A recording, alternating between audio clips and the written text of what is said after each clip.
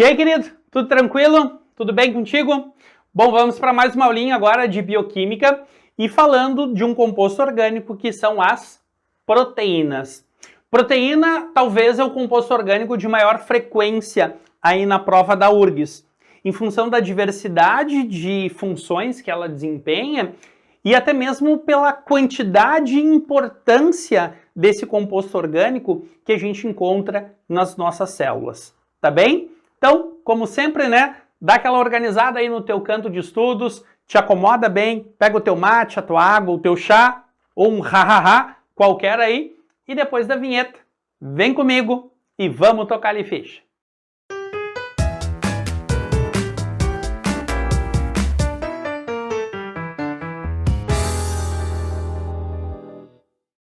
A gente não pode começar a falar de proteínas sem antes relembrar um pouquinho desse gráfico, que fala um pouquinho da composição química de uma célula. Onde tu deve lembrar que a gente sempre diz que tem cerca de 70, 75% de água aí nas nossas células, né?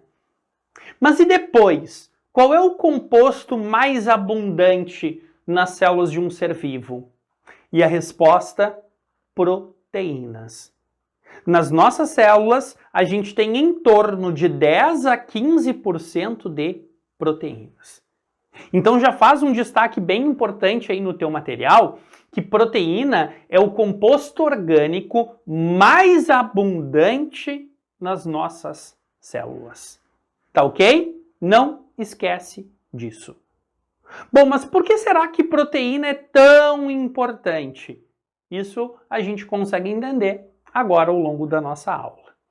Proteínas são classificadas na bioquímica como macromoléculas, ou seja, são formadas por pequenas frações, pequenos pedaços. E esses pedaços são os chamados aminoácidos.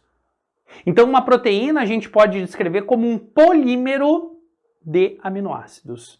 São vários e vários e vários e vários aminoácidos ligados entre si. Hoje nós conhecemos mais de 20 aminoácidos que participam da composição de uma proteína qualquer. E todos esses aminoácidos têm uma estrutura muito básica, que é importante tu lembrar e que está aqui no nosso slide. Todos os 20 aminoácidos apresentam como uma estrutura básica um carbono chamado de alfa. Esse carbono, vai estar ligado a um grupamento amina, que está representado do lado esquerdo, a um hidrogênio e também a um grupamento carboxila, que está ligado aqui ao lado direito da nossa imagem. Então, todos os 20 aminoácidos apresentam essa estrutura comum. Um carbono alfa ligado a um grupamento amina, a um hidrogênio e a um grupamento carboxila. Isso justifica até o nome, né? Aminoácido. Eu tenho um carbono ligado a um grupamento amina e a um grupamento ácido. Tudo bem? Facilita a tua vida. O que diferencia todos eles é o radical, que está representado pela letra R, ou a cadeia lateral. É simplesmente isso que diferencia um aminoácido do outro.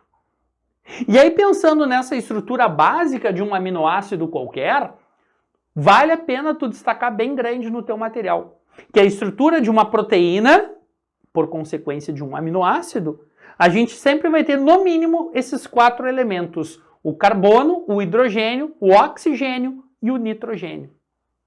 Por isso, destaca bem grande nas tuas anotações que uma proteína é um composto orgânico nitrogenado. Questão clássica de aparecer nos vestibulares, né?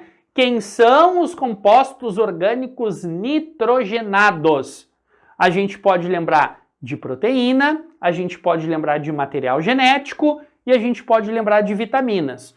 Todos esses compostos são nitrogenados. Beleza? Bueno, só que daí quando a gente pega esses aminoácidos, a gente pode classificar eles em 2 grandes grupos. Nós temos os aminoácidos naturais, que são aqueles que o nosso organismo vai ter a capacidade de estar sintetizando, ou seja, vai ter a capacidade de estar produzindo. E nós temos os ácidos graxos essenciais, Esses ácidos graxos essenciais a gente não consegue produzir.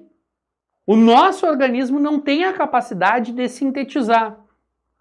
Tá, Sabater, mas então da onde eu tiro? Da tua dieta, da tua alimentação. Aí vem a importância de tu ter na tua alimentação a ingestão de proteínas. Por quê? Vai servir como uma grande fonte de aminoácidos. Não esquece disso. Tudo bem? Bueno, só que a gente está falando de um único aminoácido. E quando a gente pega esses aminoácidos que são fundamentais para a gente buscar a síntese, né, a elaboração de proteínas, muitos deles a gente só vai obter a partir da nossa dieta. E aí a gente pode não ter uma dieta talvez tão diversificada, tão rica em proteína, e a gente pode apelar para a suplementação, né? Não esquece que a gente está fechando o ciclo olímpico aí no ano de 2021. A gente tem Copa do Mundo em 2022. Então, quem sabe uma questão trazendo suplementação alimentar às práticas esportivas? Pô, uma boa abordagem para a prova. E aí, quando nós pensamos em aminoácidos, whey, BCA, creatina, são fontes de aminoácidos que nós temos aí. A creatina até com uma função mais interessante para obtenção de energia, tá? Mas o whey e BCA é simplesmente fonte de aminoácidos. Tomar whey, tomar BCA não dá loucurinha, não dá disposição, não te deixa mais ativo, tá? Não te oferece energia, e sim aminoácidos. Em vez de tu comer o franguinho lá, né, de 3 em 3 horas, faz a suplementação com whey, faz a suplementação com BCA. Tá bem? Bueno, e aí quando nós pensamos numa proteína, eu te disse que é um polímero de aminoácidos. Então são vários aminoácidos ligados entre si. E como eles se unem? A união entre aminoácidos se dá a partir da famosa ligação peptídica. Essa ligação peptídica ela acontece sempre da mesma forma, e tu pode observar nessa imagem. A ligação peptídica sempre acontece entre o grupamento carboxila de um aminoácido e o grupamento amina do outro. Sabater não pode ser entre grupamento carboxila e grupamento carboxila? Não. É sempre grupamento carboxila de um aminoácido com o grupamento amina do outro. E quando se forma uma ligação peptídica, a gente acaba desidratando esses aminoácidos. Então a gente tem a formação de uma molécula de água, que tu pode reparar aqui do ladinho. Por que isso é importante? Se eu quiser romper essa ligação peptídica, eu vou precisar hidratar estes aminoácidos. Então, para o rompimento de uma ligação peptídica, vem uma reação de hidrólise. Lembra da importância da água no metabolismo? Ela participa de várias reações químicas, entre elas reações de hidrólise. Bom, e daí eu só te apresento aqui uma relação, né, estrutural. Eu tenho os vários aminoácidos, né, isolados aqui no canto direito da tela. Quando eu começo a juntar, eu formo os peptídeos, que vem a união de vários aminoácidos. E quando eu formo um polímero muito grande, com no mínimo 70 aminoácidos, aí sim eu tenho uma proteína. Então, só para te ter uma relação aqui, né, estrutural. Proteína é muito mais complexo do que um único aminoácido. Tá bem? Bueno, e aí nós temos a estrutura das proteínas, né, pessoal? Quando se fala de uma proteína, ela pode ser dita simples, quando na sua estrutura a gente vai encontrar apenas aminoácidos, mas a gente tem as proteínas conjugadas, ou até mesmo ditas compostas. O que significa isso? Essas proteínas elas são compostas por uma sequência de aminoácidos ligadas a um grupamento prostético. Sabater, o que é esse grupamento prostético? Qualquer coisa. Por exemplo, quando a gente pega uma lipoproteína, eu tenho uma sequência de aminoácidos ligada a lipídios. Então, o grupo prostético são lipídios. Quando a gente pega uma glicoproteína, eu tenho uma sequência de aminoácidos ligada a um açúcar, a um glicídio. Quando a gente pega uma cromoproteína, eu tenho uma sequência de aminoácidos ligado a um mineral. como por exemplo a hemoglobina, que tem a presença do ferro. Então esse grupo prostético é esse elemento aleatório, diferente de aminoácidos que vai estar na estrutura de uma proteína. E muitas vezes é fundamental para que a gente tenha a sua capacidade funcional. E nucleoproteínas, a gente vai ter a sequência de aminoácidos ligado ao material genético, ao DNA, ao RNA, por exemplo. Tá ok? Bueno, e aí a partir dessa estrutura, dessa sequência de aminoácidos, a gente vai ter a chamada estrutura primária de uma proteína. Só que aqui o que eu gostaria que tu lembrasse, essa estrutura primária, a proteína ainda não tem função biológica, tá? Para ela conseguir adquirir uma função biológica, ela vai ter que sofrer o processo de maturação e passar para uma estrutura secundária e posteriormente uma estrutura terciária. Só a partir da estrutura terciária é que a proteína vai ter função. A estrutura quaternária ela não é obrigatória, algumas proteínas têm, outras não. Tudo bem? Bom, mas o porquê é importante tu lembrar disso? Com certeza tu já ouviu falar no processo de desnaturação de proteínas. Imagina uma proteína que está lá com a sua estrutura terciária, desempenhando uma função estrutural. No momento que ela sofrer a desnaturação, é ela retornar para a estrutura primária. E qual é a consequência disso? Se essa proteína saiu da sua estrutura terciária e retornou para a estrutura primária, ela perdeu a função. Ela continua sendo uma proteína, mas ela perde a sua função. E essa desnaturação, ela pode acontecer em função de variações de pH e também de temperatura. Bom, e agora a gente vai falar um pouquinho então das funções que uma proteína pode desempenhar. E a prova da URGS já colocou para a gente questões onde em uma das colunas colocou a função e na outra coluna colocou exemplos. Então, por isso, eu vou te destacar aqui as funções e alguns exemplos. Então, para a função estrutural, a gente pode lembrar do colágeno, que nós encontramos nos mais diferentes tecidos conjuntivos do nosso corpo. É a proteína mais abundante no nosso organismo. A elastina, que nós encontramos também nos tecidos conjuntivos. Histonas, que garantem a estrutura, a conformação estrutural do material genético, do DNA. A queratina, que nós encontramos na nossa pele, encontramos no nosso cabelo, nos pelos do nosso corpo, desempenhando essa função estrutural. A gente pode lembrar da função de transporte, aonde no nosso sangue, lá no interior das nossas hemácias, a gente tem a hemoglobina, que realiza o transporte de gases. E em alguns animais invertebrados, a gente encontra a hemocianina, que também atua no transporte de gases.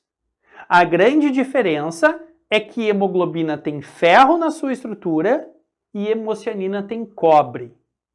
A hemoglobina a gente encontra naqueles animais ditos de sangue vermelho. Hemocianina no sangue azul ou levemente esverdeado. Tudo bem? Os citocromos, que são proteínas transportadoras de elétrons, importantes num processo de respiração celular e de fotossíntese. E as próprias lipoproteínas, que promovem o transporte de lipídios no nosso organismo. Ainda temos a função regulatória, onde muitos hormônios são de origem proteica, e também as enzimas. A gente vai falar um pouquinho de enzimas agora, na sequência com mais propriedade. A gente tem a função de reserva de aminoácidos e também reserva de energia, como as albuminas. Lactoalbumina é uma proteína de reserva do leite. Ovo-albumina a gente encontra no ovo.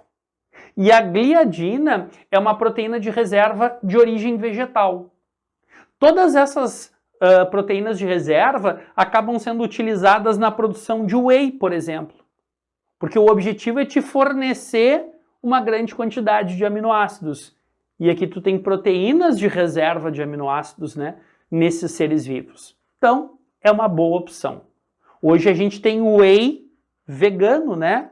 Por exemplo, a partir da gliadina, encontrada nos cereais, encontrada, por exemplo, em ervilha em grande quantidade.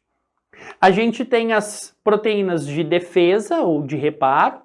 Aí eu gostaria de muito cuidado, muita atenção com os anticorpos.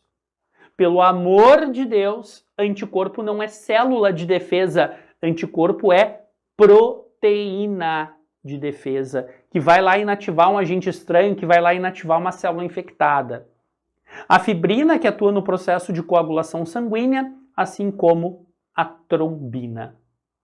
E ainda a gente pode destacar a função contrátil. Aí vem as fibras de actina e de miosina, que promovem, por exemplo, a nossa capacidade de contração muscular.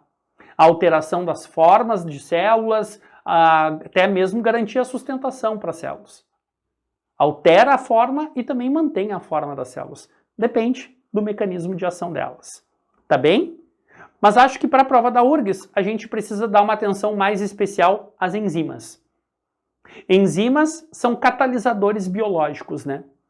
E a função de um catalisador é reduzir a energia de ativação de uma reação química. E aí, com isso, ela consegue acelerar essa reação. O detalhe é que quando nós falamos de uma enzima, ela depende de 3 fatores para conseguir acelerar realmente essa reação.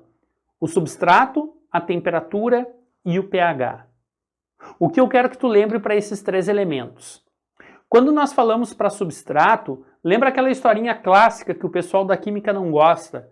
A gente fala que a enzima e o substrato têm um reconhecimento chave-fechadura. É altamente específico, tá? Gostaria que tu observasse nessa representação que o substrato ali na esquerda está em verde, a enzima em cinza. Então nós temos o reconhecimento chave-fechadura, acontece a reação, e ao final da reação a enzima está intacta, ela segue ativa. Por que eu quero que tu observe isso? Uma enzima ela não é consumida, ela não é gasta durante a reação, tá? Então só fica ligado quanto a isso. E um outro fator importante associado ao substrato é que a concentração de substrato vai influenciar na velocidade da reação. Observa esse gráfico. Até a linha tracejada a gente poderia aceitar uma afirmativa que quanto maior a concentração de substrato, maior é a velocidade da reação. Então, quanto mais substrato, mais reação eu vou estar tendo. Porque mais contato com a enzima a gente vai ter. Até que vai chegar um ponto que vai saturar, né? O ponto de saturação ali é quando a gente não encontrar enzimas mais disponíveis, tá? O segundo fator que vai influenciar nessa velocidade da reação é o pH. E quando nós falamos de pH, não existe regra. Por isso eu coloco esse gráfico. Tu pode observar que tem enzimas que vão ter um pH ótimo que é ácido, tem enzimas que vão ter um pH ótimo que é neutro, tem enzimas que vão ter um pH ótimo que é básico. Então, não existe regra. A gente teria que analisar caso a caso aqui. Mas o pH é um fator que influencia na velocidade da reação. E se a gente tiver uma variação muito grande nessa faixa de pH, isso pode alterar a estrutura da proteína. Pode promover a desnaturação dela e com isso ela perder a sua capacidade catalítica, tá? Não esquece disso. pH é um dos fatores que pode desnaturar uma proteína. E o terceiro e último fator é temperatura. Lá da química vocês trabalham, né? Quanto maior a temperatura, maior é a velocidade de uma reação, para catalisadores de forma geral. Quando a gente está falando de enzima, um catalisador biológico, a gente só tem que cuidar uma coisinha ali, né? Até a linha tracejada, ok, quanto maior a temperatura, maior a velocidade da reação. O problema é que chega um ponto que tu consegue observar que a curva entra em declínio. E por quê? Porque ali a proteína começou a desnaturar. E desnaturando, a enzima perdeu a capacidade catalítica. Tudo bem? Ela altera a forma, não tem mais o encaixe chave-fechadura, a velocidade da reação não é acelerada. Tudo bem? Então esses são os 3 fatores que vão influenciar numa velocidade de uma reação. Relação com o substrato, o pH e a temperatura. E aí com isso, nós fechamos aqui a nossa aula de proteínas. Uma aula que vale uma boa atenção, uma boa lida no teu material de apoio e uma atenção na resolução dos exercícios. Tá ok? Espero que tu tenha gostado. Qualquer dúvida, eu estou à tua disposição. Me procura, por favor. Tá certo? Um ótimo estudo para ti e até a nossa próxima aula. Tchau, tchau!